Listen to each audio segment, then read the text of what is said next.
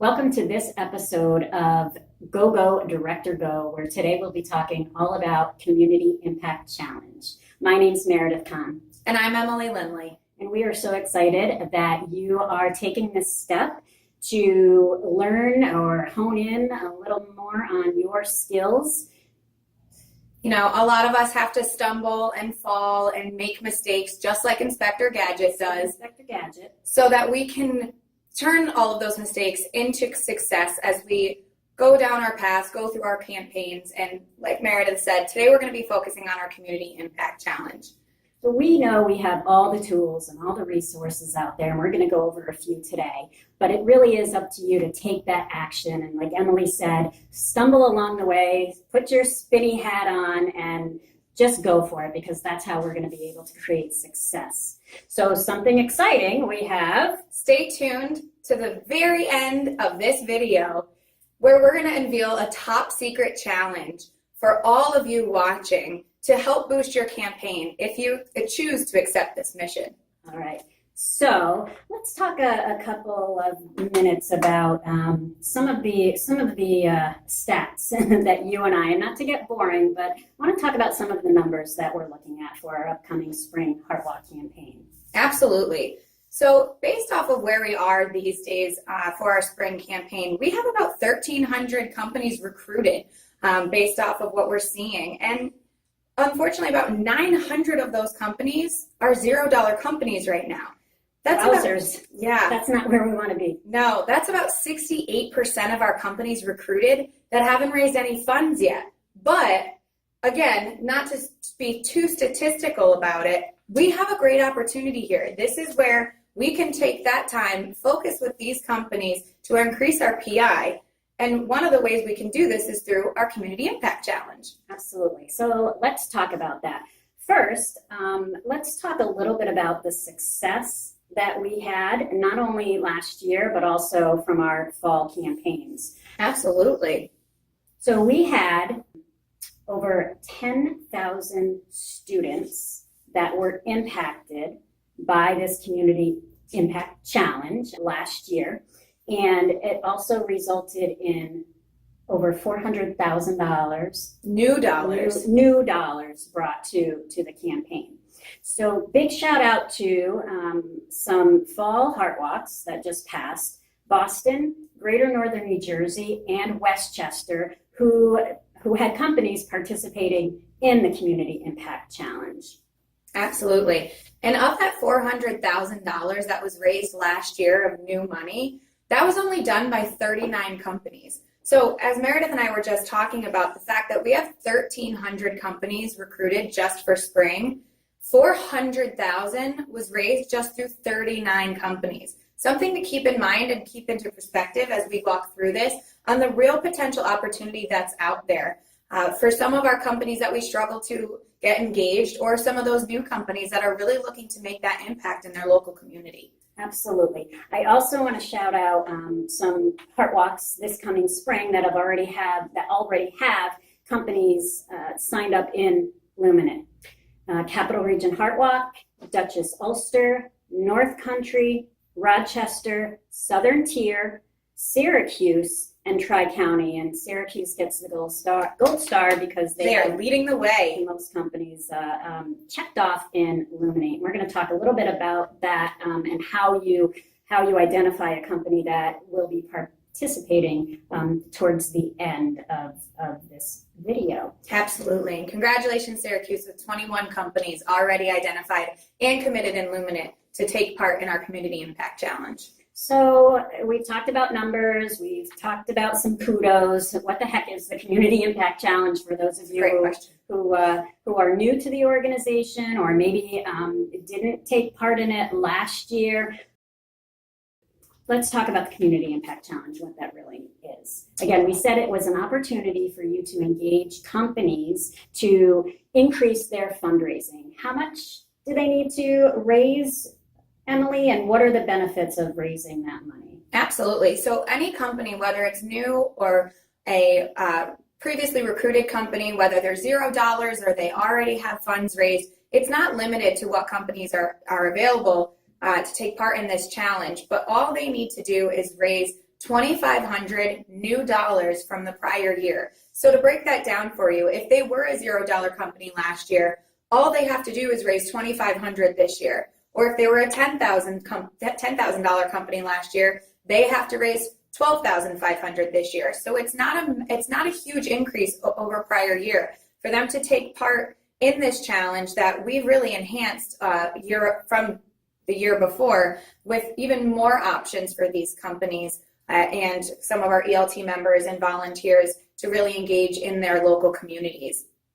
The 3 ways that we do this are through infant CPR kits, youth physical activity kits, or school-based and adult CPR kits. And those are the 3 avenues that they can go down. And I'll let Meredith unpack those a little bit more. Well, let me see if I have this straight in my mind. So I have a company and they raise $2,500 more than what they raised last year. Or if they're a new company and they raise a minimum of $2,500, they get to choose how they want to impact the community in 3 different ways: the CPR, infant CPR education, youth physical activity, or the school-based or adult CPR education. Absolutely. That's your dollars, or our company's dollars at work. That's pretty great. Something that comes to mind very quickly when I was working in the field is I always got companies that said from year to year, we want to impact. We want to see our dollars at work. Absolutely. We want to impact our local community.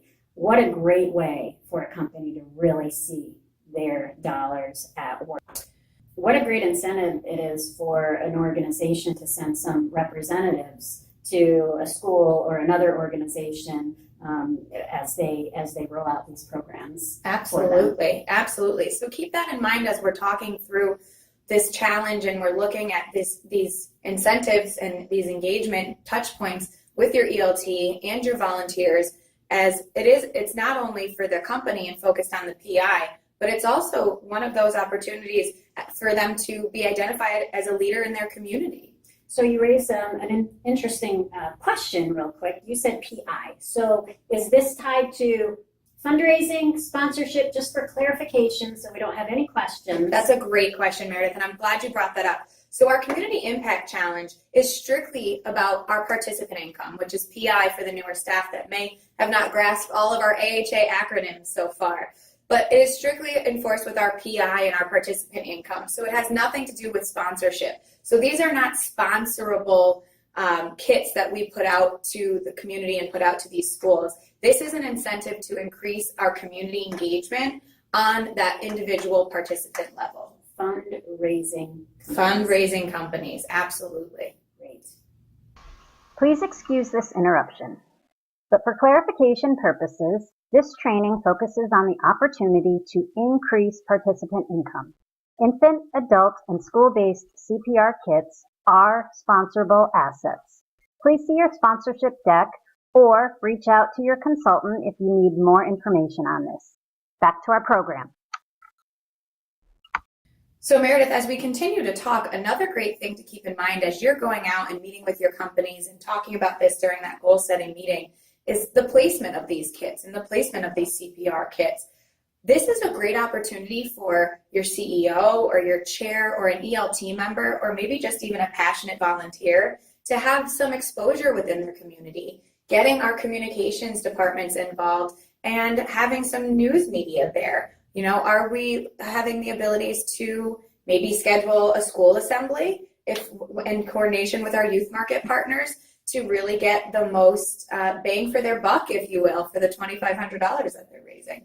A couple of things as well that I wanted to point out. First of all, this should be a conversation with your companies from the beginning. Yes. So this is not a reward, but an incentive. Yes. So it should be part of the goal setting process. 1,000%. At the end of your campaign, if you have a company that has not been identified in Lumina as a participating company and they raised $2,500 or more over a prior year, and you did not have that discussion with them, this is not a reward type incentive program. This is an incentive from the beginning to get companies more engaged. Okay, just wanted to clarify that. Yeah, absolutely. And to put it even into an even deeper perspective, So if we're talking about infant CPR kits, just as an example, if that's something that your company is really interested in, that $2,500 of new money is 10 infant CPR kits that are going to be locally donated. So it's not just one kit. And then our recess kits, the youth physical activity kits, those, if the more money they raise, so if they do 5,000 versus 2,500, and they are in Luminant as committed to taking part in this community impact challenge, those kits get bigger. Those, all of the frisbees and soccer balls and things that are included in these kits, those just get bigger and bigger for the more dollars that they raise. So to Meredith's question and point, you want to be having this discussion when we're company goal setting with them and when we're talking about the entirety of the campaign, because this is where you get to talk about their potential and the maximum that they're able to achieve through this, and not just limiting ourselves to that $2,500 level. Absolutely. So if your company does set a goal and they reach it, then you can go back and have the conversation to say, how do we get another $2,500 so you can have even more of an impact? So I think this is absolutely wonderful. So we do have a process. Yeah, absolutely. As we do with many things when we're dealing with different departments in our organization. Yes. And that process is mapped out very nicely and called the process flow, which we will make available to everyone. But we do want to make sure that we are following protocol first and foremost. And also, we talked about this earlier, and you made the comment, not promising a kit, specifically a recess kit, or a CPR and school-based CPR kit to any one school. Absolutely. Because we can't promise that. So right. And there's reasons behind that. And it's not because we are trying to control the process by any means, but one of the reasons that we want to work with our youth market directors, work with our youth market partners internally in the AHA is because they know what schools are in need, and they know what schools we have the best relationships with and we work closely with and things like that. So we want to make sure that when we're donating and these companies are putting their hard-earned fundraising dollars to work in their local community, that it's going to schools or going to community centers, whatever it may be, that are actually in need of these kits. So it's not anything for us to control the process. It's more to make sure that our companies are making as big of an impact as we are promising them. That's a great point. So what is your next step? Your next step is to take this top secret challenge, if you choose to accept the mission, and let's see what we've got. To wrap it up, we're asking you to identify 5 companies to discuss the opportunity to become more engaged in their community. So who are those 5 companies? Are they a new company that just signed on board that you want to get motivated? Are they a company that's been around for a while and has had the conversation, as we said earlier, that they want to see their dollars at work, or their staff is getting burned out? Identify 5 companies, have that conversation. And then we talked about process as well. We've got to get those companies identified in Luminant. So we also have a tool for that that shows you the process of setting them up or identifying them in our system, so we can keep track of that. Emily, any final words of wisdom from you? I would just encourage everyone to take another look at the Community Impact Challenge. Take another look at the success that we had last year, especially in Southern Maine and in Binghamton. Shout out to both of those campaigns for last year that were part of the 39 companies raising $400,000 new dollars for our Founders Affiliate. Sit back, reread everything, and like Meredith said in the beginning, you have the tools and resources. So let's go out, let's struggle, let's stumble, but let's do whatever we can to continue our successes in our campaign. And if you choose to accept that mission, you have 1 week from when you watch this video to input those companies in Luminant, have them committed in Luminant, or if you're looking for more information and you don't have access to the tracker of how to track them in Luminant, reach out to us and let us know when we're happy to share all the resources with you. Absolutely. And we do have some really great examples from other markets. Emily had mentioned a couple different ways that staff and internal employees at those organizations that took hold of this challenge rallied together and made it a really great experience for their organization.